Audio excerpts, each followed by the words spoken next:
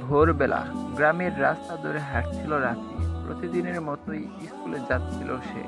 রাফি কৌতূহলবশত রাস্তায় পড়ে থাকা মানিব্যাগটি তুলে নিয়ে স্কুলের দিকে যেতে শুরু করলো।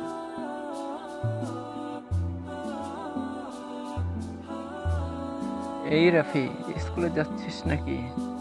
জি চাচা, কত একটা মানিব্যাগ পেয়েছি। করিম চাচা বলল, মানিব্যাগ? টাকা পয়সা আছে নাকি? জি চাচা, অনেক টাকা। করিম চাচা চোখ টিপে বলে, তাহলে চল না রে, ভাগ কইরা নি। তোরে অর্ধেক দিমু আর বাকি অর্ধেক আমি নিমু। না চাচা, এটা ঠিক না। যার জিনিস তাকেই ফেরত দিতে হবে। জানেন না, চুরি করে খাওয়া মহাপাপ। এরপর রাফি করিম চাচার সঙ্গে কথা বলে স্কুলে চলে যায়। স্যার, আমি আজ রাস্তায় একটা মানিব্যাগ পেয়েছি। আপনি যাতে আসল মালিককে খুঁজে পান সেজন্য আমি এটা স্কুলে নিয়ে এসেছি। ভালো করেছো রাফি, আমি আজ তোমার সততা দেখে মুগ্ধ।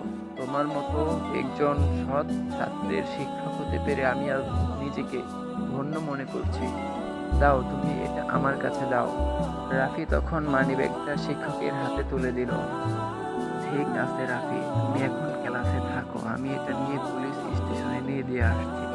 এই বলে শিক্ষক ক্লাস থেকে বের হয়ে সোজা পুলিশ স্টেশনের দিকে যেতে থাকে এবং থানায় পৌঁছে বড়বাবুর সঙ্গে কথা বলে